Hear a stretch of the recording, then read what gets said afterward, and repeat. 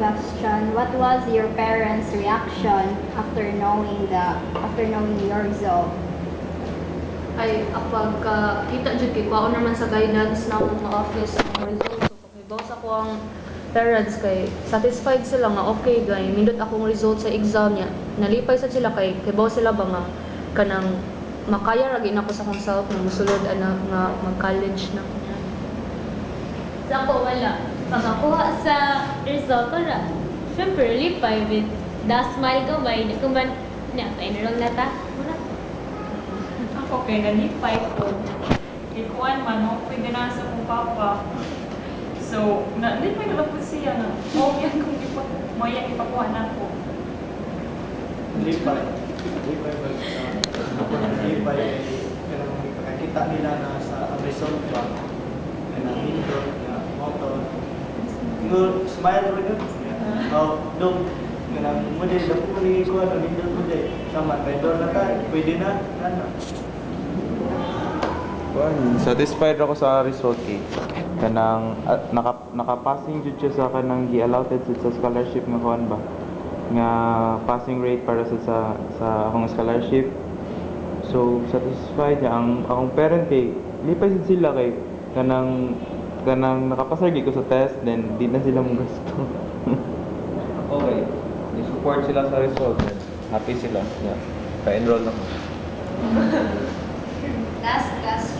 Do you think the test was reliable and valid, and state the reason why? For me, it's reliable kay work. Na valid po kay naman ka ma-improve ka ni sa iyong mga kuhan. Ma-improve ka sa mga matunon na then paano po siya ka ng kanang makuan jud nimo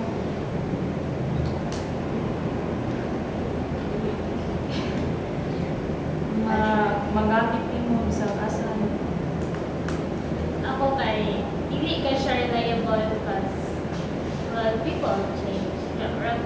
Or kung yung walang basihan sa itong kami na nag-isag katong ko nagpaan sa kasi nagpaan ka na kato kay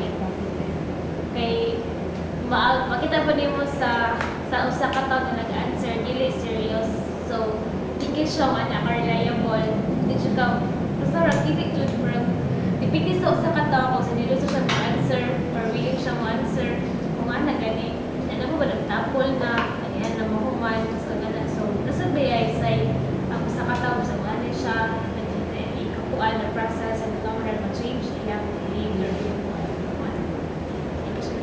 In connection sa gisulti ni Jay, dili sa jud ay reliable siya pero kay dili jud siya ingon nga reliable kay mo lagi to sa experience sad ba pero naiuban sa jud nga di magtarong ang tubang kay magdali especially sa kanang tapulan sila sa mag-answer ana kay daghan kaayo pero kuan sad siya valid jud siya kay mahibaw-an man gud sa mga weaknesses sa mga students.